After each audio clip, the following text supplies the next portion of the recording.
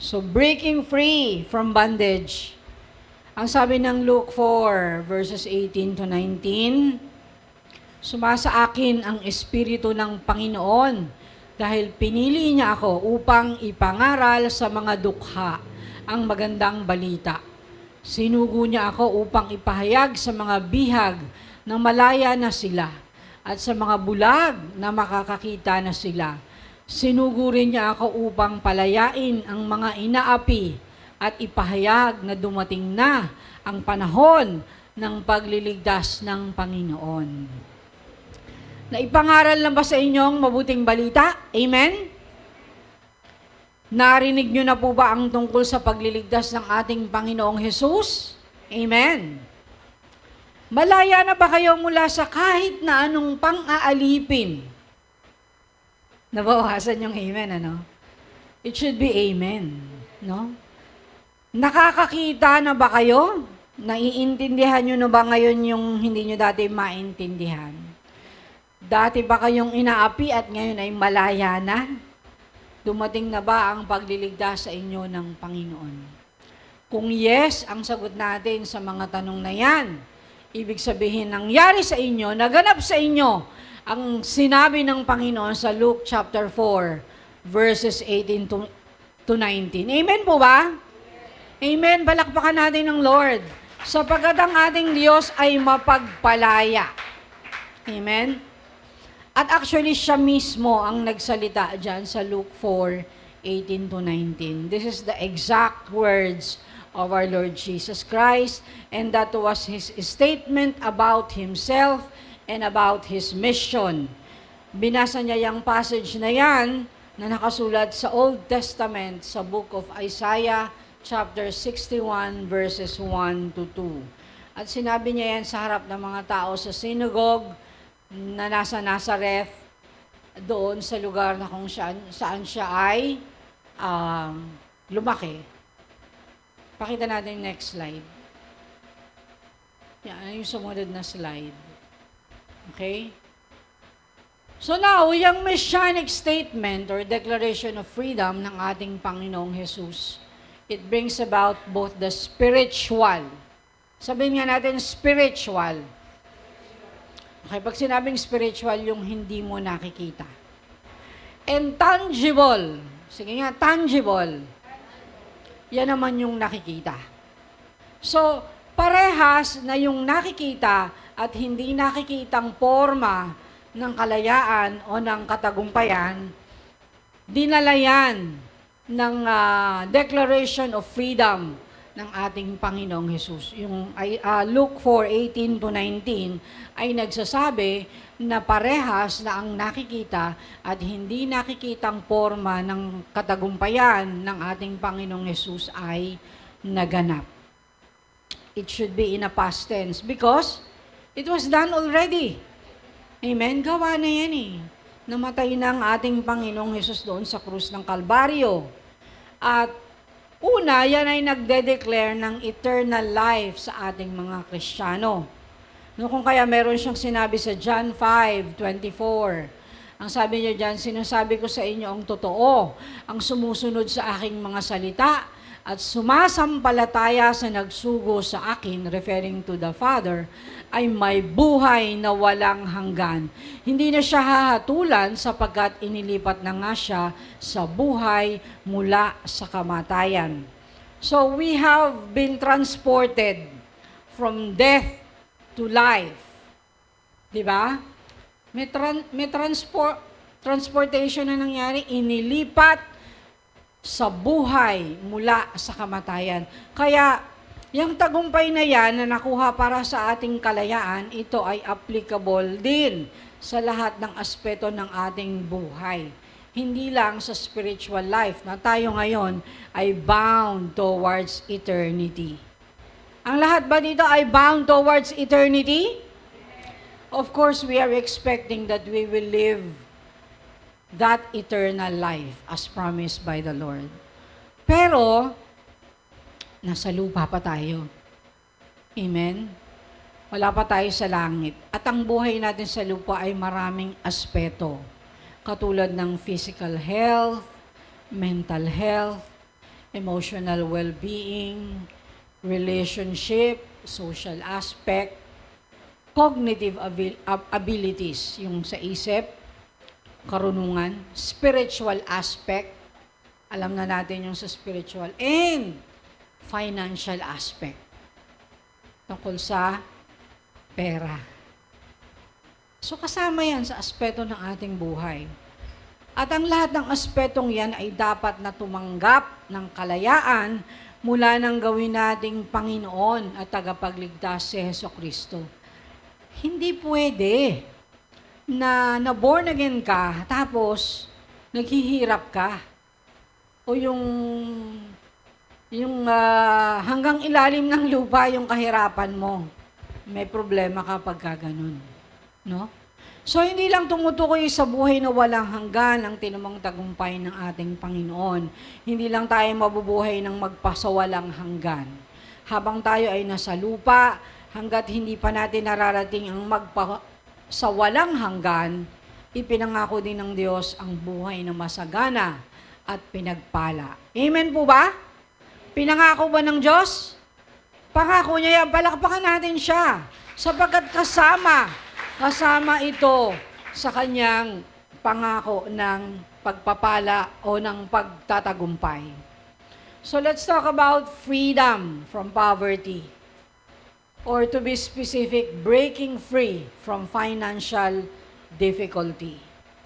Mabihirang madiscuss to sa church, ano? O paminsan-minsan dun sa sa tithes and offering. Pero maikli lang. Pero ngayon, habaan natin. Okay, kasi lahat naman tayo nakakaranas ng financial insecurity paminsan-minsan. May mga panahon talaga na sobrang tight, sobrang sagad ang kahirapan sa pera na siyang kailangan natin sa pang-araw-araw na buhay. Di ba? Sinong di kailangan ng pera dito? Meron ba? Wala, di ba? Lahat tayo kailangan natin ng pera. But now God has principles that we must observe if we want to receive His blessings. No, and don't get me wrong, God is more than willing to bless us. More than we desire. Higit pa sa gusto mo, gusto ng Diyos na ikaw ay mapagpala. Pero importante that we follow His parameters. Kasi may parameters ang God. Meron siyang biblical principles in getting His blessings. So, marami yan. Number one, seek God's kingdom first. Una. At ang sabi sa Matthew 6:33, alam natin to, kabisado natin to, no? Kaya unahin ninyo ang mapabilang sa kaharian ng Diyos at ang pagsunod sa kanyang kalooban. At ibibigay niya ang lahat ng pangangailangan ninyo. So this is a combination of a promise and yung parameter, paano mo matatanggap. So sabi, unahin muna.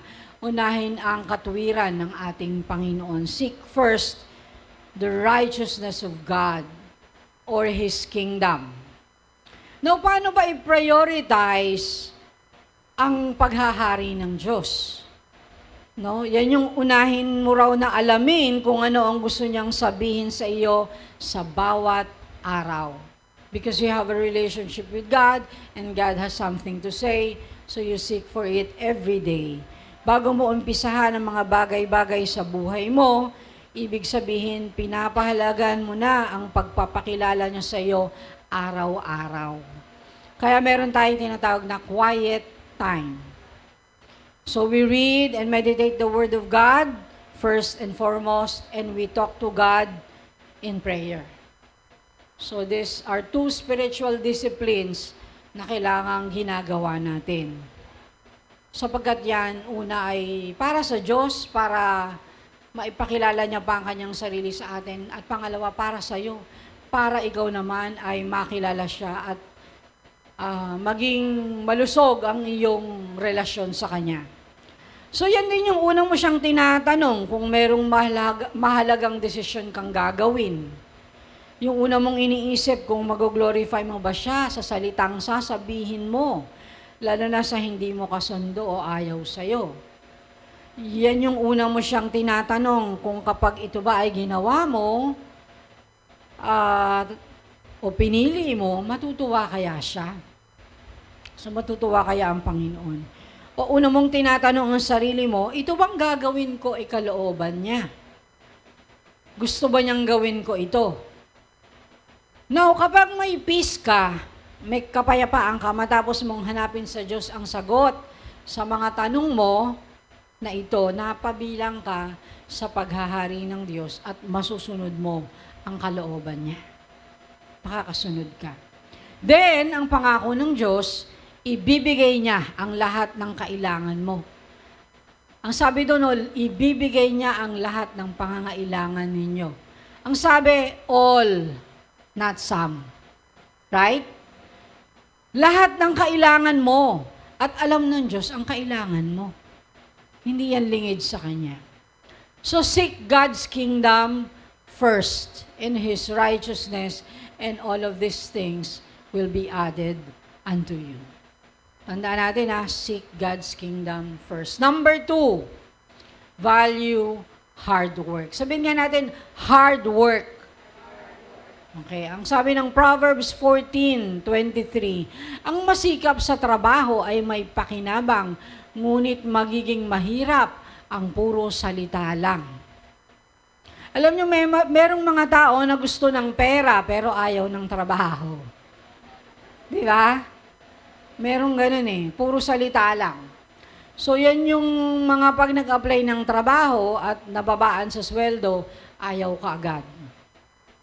Or tinatanggap yung trabaho pero pag nahirapan, nagre-resign ka agad. Tama? Ang Kristiyano, hindi dapat ganyan. Pwede ka namang humingi ng wisdom sa Lord kung saan at paano ka mag-a-apply. At pwede ka ring humingi ng mga detalyadong bagay, depende sa gusto ng Diyos para sa'yo at depende sa capacity mo. You can pray. Right? We can pray. Pwede natin hingin sa Panginoon. Yung magsaswak dun sa kakayahan mo, at magsaswak doon sa gusto ni Lord sa iyo. And of course, ang gusto ni Lord sa iyo, best. Alam niyo ba yon? God will not want something na hindi best para sa iyo. At magugulat ka na lang na sinagot niya ang panalangin mo. So, meron ding nagsabi, mahirap ang isang bansa hindi dahil walang trabaho. Mahirap ito dahil maraming tamad.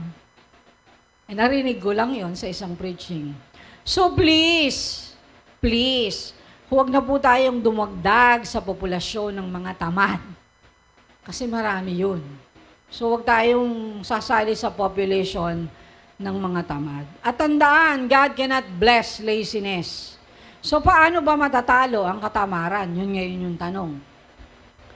Alam nyo, may role ang mga magulang o elderly in making someone young overcome laziness. So, sino ang mga elderly? Ang mga adult, taas ang kamay. Oh. Okay, lahat ng nagtaas ng kamay, meron tayong tungkulin sa mga kabataan. So, whether anak mo, pamangkin mo, o apo mo.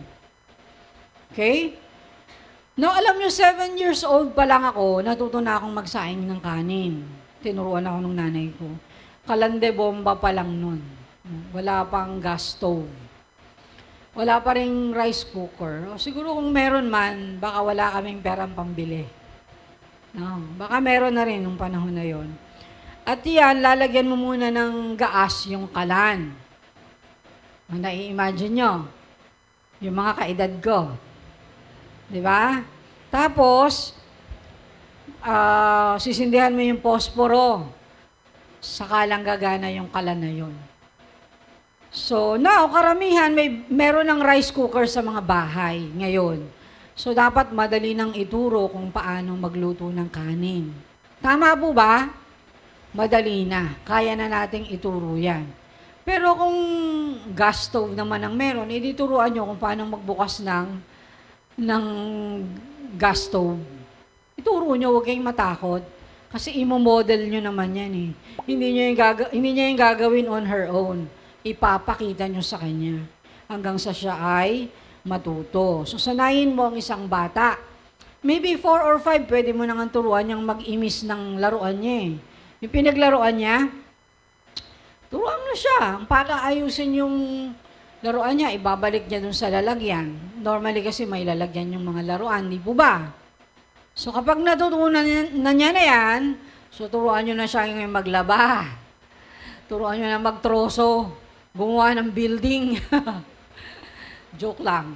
Ibig sabihin, papataas yung level nung dapat na matutunan niya. Kasi matututunan niya yan talaga. And they will be more than ready to learn some more. So dahan-dahan, matututunan niya yan until they learn the big things as you model it. So anong hinuhulma mo sa kanila? Yung kasipagan, yung pagiging masikap.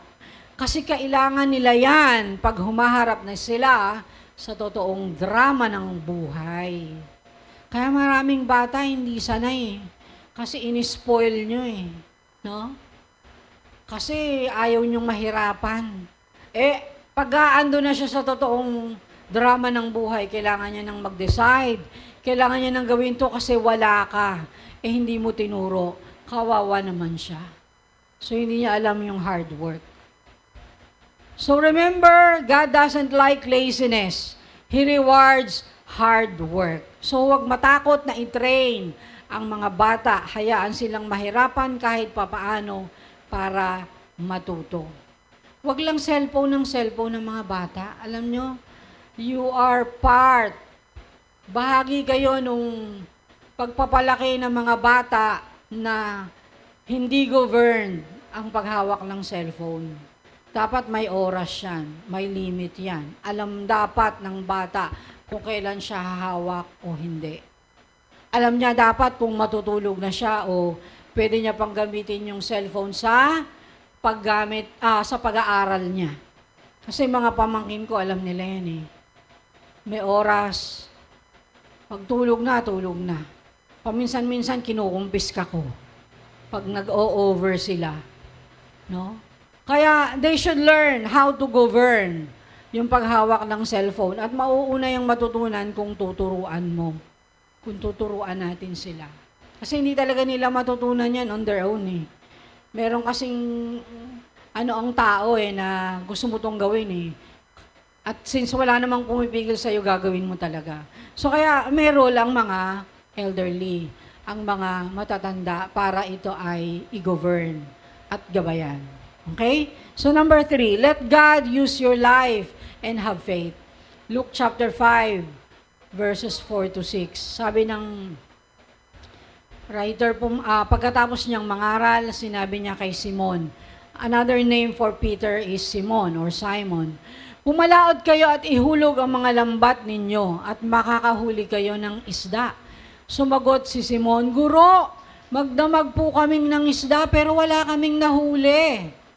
Pero dahil sinabi nyo, ihuhulog ko uli ang lambat. Kaya pumalaot sila at inihulog ang lambat. At napakaraming isda ang nahuli nila hanggang sa halos masira na ang kanilang lambat. So Jesus used Peter's boat kasi mangingisda si Peter, so he can preach further to the people in the seaside.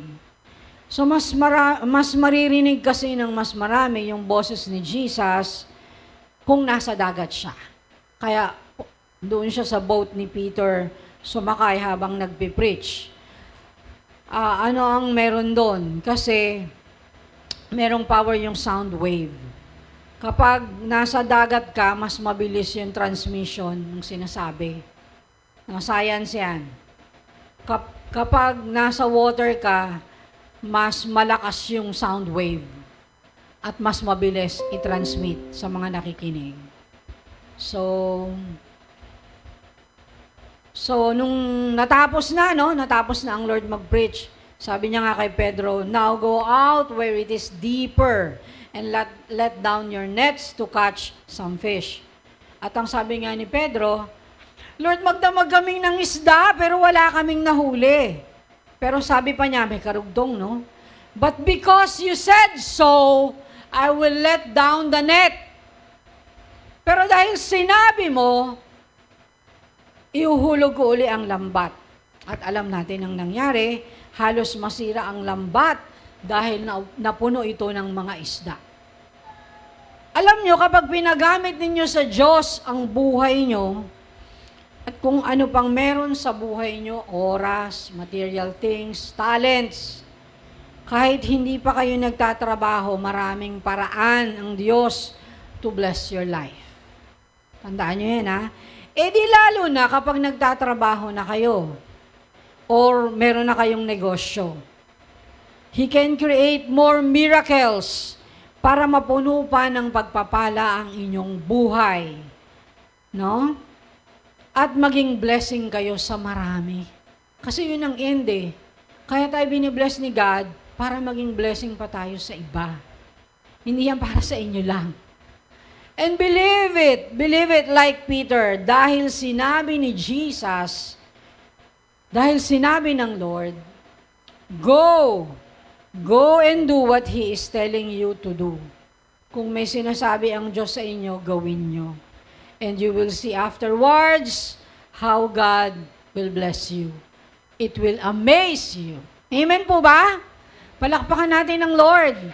Ma-amaze talaga tayo kung paano niya tayo pagpapalain. Number 4, be generous and compassionate.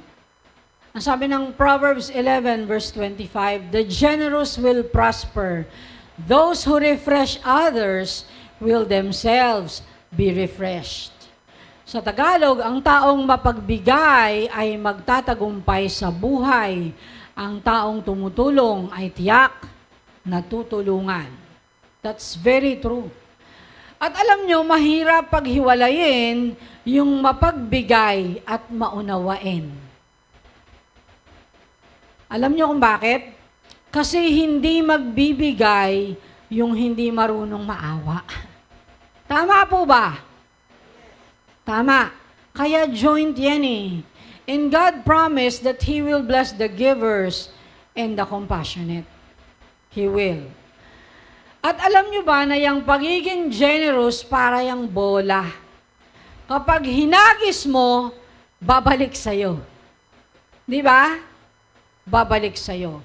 Pag oras na ikaw naman ang nangailangan, binabalik ni Lord sa buhay mo yung binigay mo at madalas higit pa sa ibinigay mo. Tama po ba? How many times have you experienced that God has blessed you back 10 times fold? Sobra-sobra. Nagulat ka na lang. Ito lang ang binigay mo, pero sandamakmak yung isinoli ng Panginoon. We cannot outgive God. Hindi natin siya malalampasan sa pagbibigay. Because God loves generosity and compassion. So it means, He hates greed and nonchalance or apathy. Kung gusto ng Diyos ang maging generous ka at compassionate, ayaw naman niya na maging maramot ka o sakim ka at wala kang paki. Ayaw ng Diyos yan. So huwag nating sinusolo ang binibigay ng Diyos sa atin. Let's share it especially to the needy. At matuto rin tayong magsukli. Alam nyo, yung utang na loob, hindi naman masamang bayaran. If you will remember how you were blessed by somebody before and now you can afford to bless back, then do so. Matuto tayong magsukli. Because the greedy ones are ruled by unbelief. Yung mga greedy, yung mga sakim, yung mga mararamot, meron niyang unbelief. So, overcome greed by being generous, and that will show your faith. Have faith that God knows what you give, and He blesses back. Remember, God doesn't like lack of faith or unbelief. It will drive God away. So be generous and compassionate. Number 5, invest. Ang sabi ng Ecclesiastes 11:1-3, ipuhunan mo ang pera mo sa negosyo at sa kalaunan ay kikita ka. Ilagay mo ang pera mo sa iba't ibang negosyo. Dahil hindi mo alam kung anong kalamidad ang darating dito sa mundo. Kapag makapal na ang ulap, magbubuhos ito ng ulan sa mundo. At kung saan natumba ang puno, doon iyon mananatili. So God encourages us to invest. Alam nyo, ang investing, idea mismo yan ng Diyos, hindi ng tao. Okay? Hindi ng mga mayayaman, hindi ng mga negosyante. Investing is God's idea. At hindi daw tayo dapat natatakot na mamuhunan o mag-invest o gumawa ng calculated risk kahit hindi pa natin alam ang kalalabasan o kung kailan ba yan magkakaroon ng return of investment. No, kahit hindi mo alam. Dapat din nating tingnan yung kinabukasan at ang bunga ng paghihirap o pagpupunyagi. Ipinapakita rin ng verses na yan na dapat tayong nag-e-expect ng mga opportunities. So, hindi tayo dapat ma-paralyze ng mga uncertainties sa buhay. Minsan parang nakaka-paralyze, tatanong ka sa Lord, Lord, ba't ganito? Tama ba? Minsan may tingin ka sa kawalan, nakatingin ka sa hangin, at nagtatanong ka sa Diyos, Lord, ba't ganito? Kasi ganun talaga, minsan may panahon na uncertain. Hindi mo alam kung bakit mo yun nararanasan. No? So, dapat natin ginagawa yung part natin kasi promise naman ni Lord na makikialam siya. Hindi kanya iiwan. Amen? Hindi kanya iiwan. Gagabayan kanya. You will know what to do afterwards. So, does it mean ba na tayong lahat ay dapat na maging negosyante? Hindi naman. Kasi iba-iba naman ang talent ng tao. Meron talagang cut to become an employee, meron naman ding cut to become an investor or employer. Pero pwede naman na kahit sa maliit na negosyo, go ka lang. Hindi naman kailangan sobrang laki. Meron din mga tao na kayang pagsabayin ang pagiging empleyado at negosyante. So, employed din siya dun sa negosyo niya. Di ba? So, kung kaya mo, go ka rin. Yun lang yun. Basta dapat alam mo na ang idea ng investment ay galing sa Diyos. So, hindi masamang magnegosyo. Number 6, ito ang pinaka-importante. Handle your money wisely. Sabi nyo nga, wisely. Okay, wise.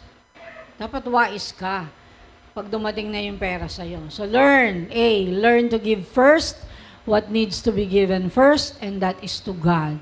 Your tithes and offering, and pledges if any. Ang sabi ng Malakay 3:10-11, pero ngayon hinahamon ko kayo na subukan ninyo ako, ang Panginoong makapangyarihan. Dalhin ninyo ng buo ang inyong mga ikapu o tithes sa bodega ng templo upang may pagkain sa aking templo, sapagkat pinapakain ng mga priests doon sa templo.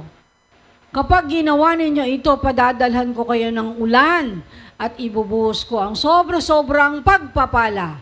Hindi ko papayagang sirain ng peste ang inyong mga pananim o malagas ang bunga ng inyong mga ubas. Now, Israel is an agricultural country at ang prime na tinatanim nila ay ubas. Kaya sabi doon, hindi ko papayagang sirain ng mga peste ang inyong mga pananim o malagas ang bunga ng inyong mga ubas. Prime fruit nila yan, yung ubas. So kaya nakakagawa sila ng alak out of ubas. No? Now, itong ipinangako ng Diyos sa Israel na sila'y pagpapalain kapag dinala nila sa bodega ng kanyang templo ang kanilang ikapu o mga ani nila at hayop o 10% ng kanilang harvest at livestock, yung mga fresh at walang kapintasan, hindi basta-basta ito tithe. Kailangan fresh at kailangan walang kapintasan, hindi bulag, hindi pilay, yung mga hayop na yon, no? Ang sabi ng Diyos, magpapadala siya ng ulan for greater harvest at hindi niya hahayaan na ito'y masira ng mga peste. ulan at proteksyon, sabi niya. Ibibigay niya sa Israel pag naging tapat sila sa pagbibigay ng kanilang ikapo. Now, sa panahon natin, at hindi naman tayo Israelites, di ba? So let's just then take the principles of God. Kunin natin yung prinsipyo ng Panginoon. Tama? Sabi, ay kasi nga naman, nasa church tayo, no? We are gathering together in this church to worship God and to be fed spiritually. Kumakain tayo ng spiritual food sa church. So, dapat lang na magbigay din tayo sa Panginoon sa church. Amen? Siyempre, hindi naman libre yung kuryente, yung tubig. No? Meron tayong binabayaran, yung upa sa church. No? Hindi naman kasi atin itong place na ito. Marami tayong ginaganap na tungkulin sa iglesia ng Panginoon. So ngayon, currency na, pera or money. Diba? Kasi yun yung ginagamit natin para magpatuloy ang gawain ng Panginoon sa lupa habang hinihintay natin ang muling pagbabalik ng ating Panginoong Yesus. You know, I started giving to the Lord when I was 17. And now I'm 56, so I'm giving to the Lord almost 40 years. Ano ba yan? Ano ba yung 40? Ang ibig sabihin ng 40, isang generation na. Isang henerasyon na. Yung 40 years na ako ay nagbibigay sa ating Panginoon. At ang una kong tithe ay 7 pesos and 50 cents. At ngayon ay nasa 4 digits na. So, lumago na ang aking ibinibigay na tithe sa Panginoon. At hindi ko ito pinagsisihan. I never regretted it. At masasabi ko na kahit kailan, hindi ako pinagkulang ng Diyos. Kahit minsan. At kahit pa doon sa panahon na sobrang gipit o hindi mo alam kung saan ka kukuha, even in that time, God provided for me. No? So, God always creates miracles para malampasan yung mga need na iyon. And what more can I ask? Now, I already have a house and lot of my own. No, meron na. Pinagpala na ng Diyos sa aming pamilya after 40 years. Meron pa rin akong work at this age. And soon, if I reach 60, I will have pension in SSS. If I reach 65, I will have pension in GSIS. So, double pension. Yun yung nilulook forward ko, no? Na kahit ako ay senior citizen na, ay meron akong mapagkukunan. And God Himself planned it. Pinlano ng Diyos. Bakit? Kasi pinag-for-good niya na ako nung 2020. Pinipilit ko pang makahanap ng work nung ako ay ma-retrench doon sa Abu Dhabi. Pero hindi na ako binigyan ng Lord ng work. Pinauwi niya na ako. Bakit? Sabi ng Lord siguro, anak, mag-work ka uli sa government dahil may 4 years ka doon sa government service ng public school teacher ka. Dagdagan natin ng 12. Pwede pa kasi 52 ako nag-apply sa company. So, government company yon. So, pwede ka pang mag-pension. Pag pinagsama yung 4 plus 12, so 16. Kasi sa government service, kailangan 15 years ang hinulog mo sa GSIS para ka magkaroon ng pension. So, it can be doubled because binayaran ko rin naman ng SSS ko, halos 20 years na ang naihulog ko sa SSS. So, yun yung nangyari. So, marunong si Lord sa calculation ng timing. Hindi mo yun maintindihan nun. Yung pala, para pala madoble ang pension mo. Isn't God good? Di ba? Napakabuti ng Diyos, di ba, na planuhin niya yung buhay mo without you knowing it. Kaya ang Lord may mga plano sa buhay natin pagtiwalaan lang natin siya. So, God is really, really good. Nagpadala siya ng ulan sa aking buhay, sinecure niya yung aking future, at niligtas niya ako, pinrotektahan niya ako from ravaging poverty. So that was a testimony. Palakpakan natin ang ating Panginoon. God is really, really good. Number 2. Letter B, pay your bills. Napaka Specific naman, Ate Marilyn. No, yan kasi yung kuryente, tubig, gas, internet, calculated nyo na yan eh. So, hindi na dapat ipinangungutang ang pambayad ng bills. But sad to say, it happens. Pero, pwede namang hindi. So, anong way para maiwasan na hindi mo ito mabayaran on time? Para maiwasan mo yan na lagi kang sumasala o napuputulan ka. Siyempre, kung mataas ang bills, mag-isip ka ng paraan paano babawasan yung consumption. Turuan ang mga kasama sa bahay na magtipid sa kuryente. I-unplug ang mga dapat i-unplug pag hindi ginagamit. Alam niyo kung bakit?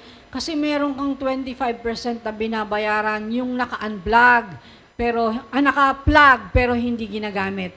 Naka-plug pero hindi umaandar, pero may 25% na umaandar doon sa metro nyo. Kaya dapat ina-unplug.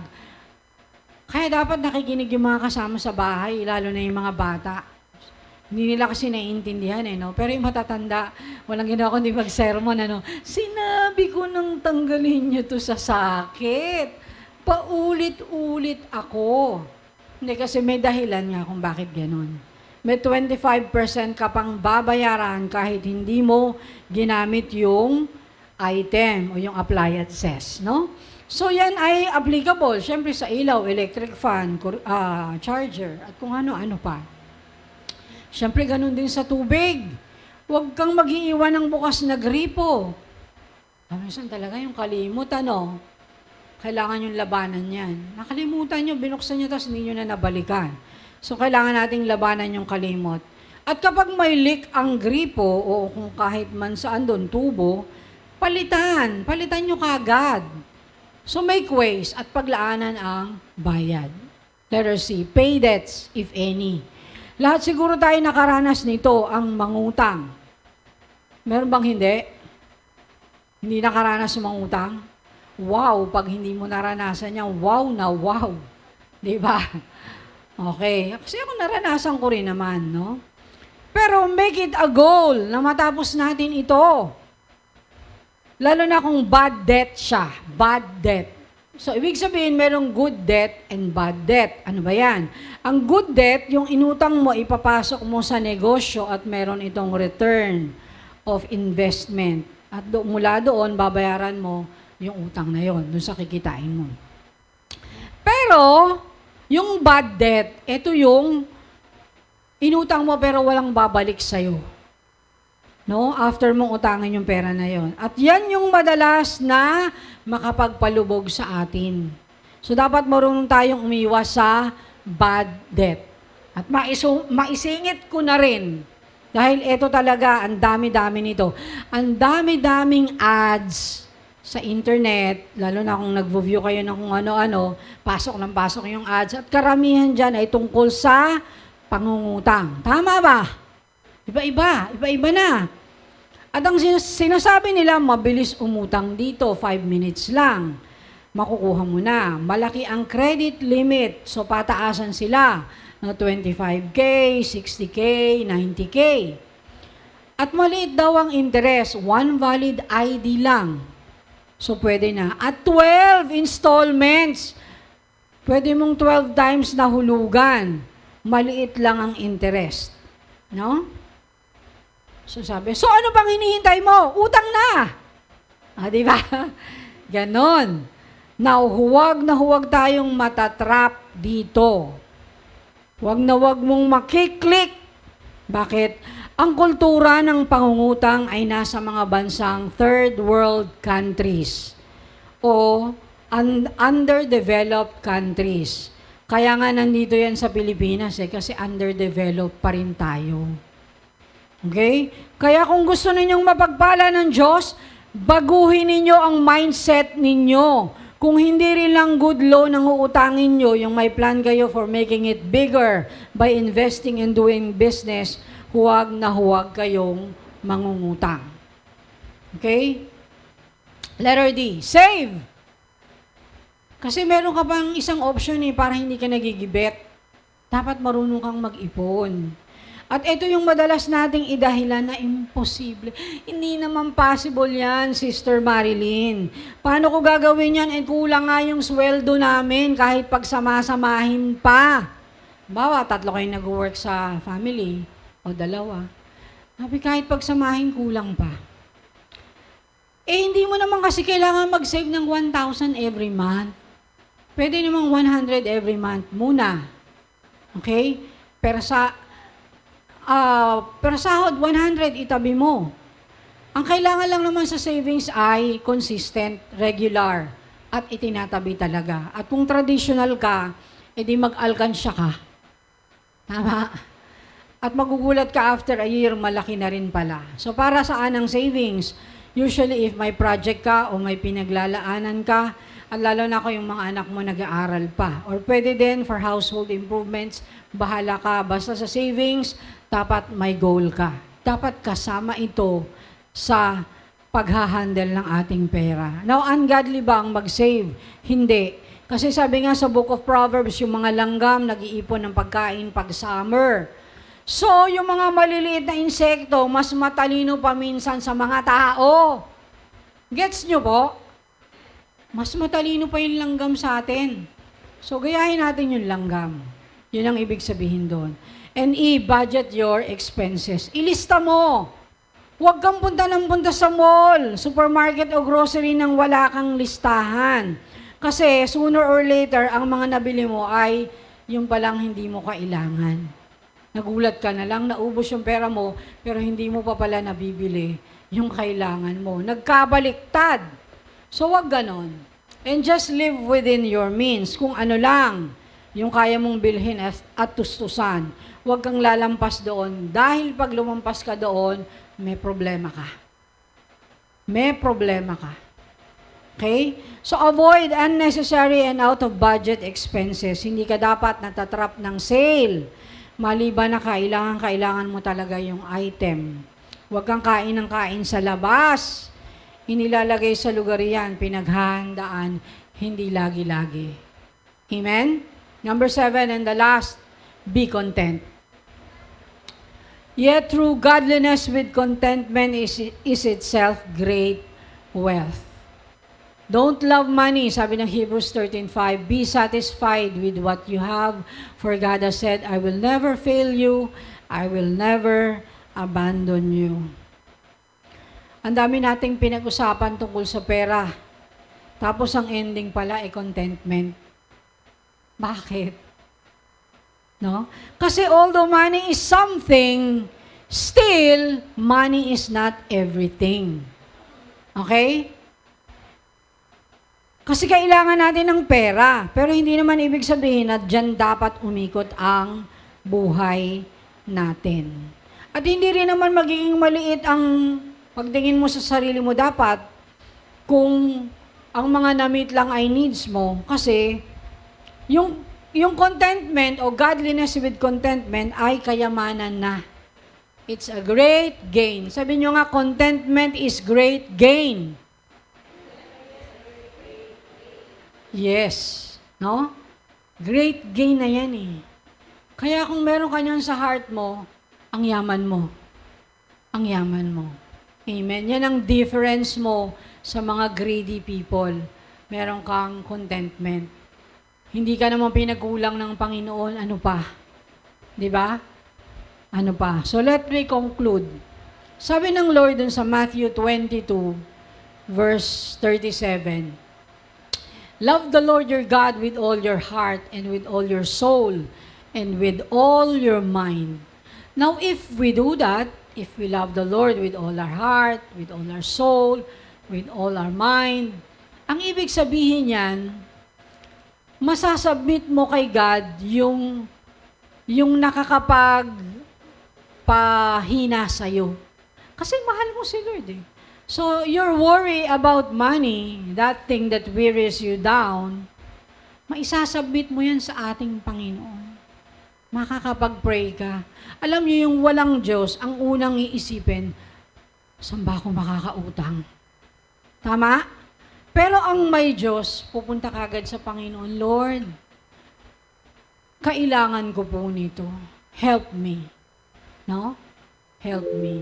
Kasi yung need for money, if it is submitted to God, you will have a better understanding of what was said in Deuteronomy chapter 8, verse 18. Na ang sabi dyan, ang sabi ng Deuteronomy 8:18, yung huling slide, ang sabi doon, but remember the Lord your God, for it is He who gives you the ability to produce wealth, and so confirms His covenant, which He swore to your ancestors as it is today. Alam niyo, hindi naman tayo mga Israelites, kasi Israelites ang kausap dyan no? But we are spiritual Israelites, nung tinanggap natin ng ating Panginoon. So let's also take this promise for us. What confirms God's covenant or agreement with us is His gift of empowerment to make us live under His blessings. Amen? God said He promised it to the ancestors of the Israelites, and He means the patriarchs Abraham, Isaac, and Jacob. At yung kausap, He was speaking to the generation of Joshua in the book of Deuteronomy, and that was the time they will soon invade Jericho to get into Canaan, the promised land, a land of milk and honey. And true enough, God enabled them to possess that promised land. God gave them the victory to possess that land. They won in that war and gave them the promised abundance. Now, Deuteronomy chapter 18 is telling, even before they enter the promised land, to remember. Take note, bago pa sila pumasok ng promised land, ang sabi ng Lord, remember the Lord your God, for it is He who gives you the ability to produce wealth. Now, God is about to bring wealth into your life. Can you claim it? God is about to bring wealth into your life. He will bless the works of your hands. But don't forget, it is God who gives you the ability, the power to get wealth. Huwag yayabang kapag binless na ni Lord. Dahil sa Kanya yan nanggagaling. Let's praise God for this victory. Tayong lahat ay tumayo. Let's celebrate this victory of the Lord.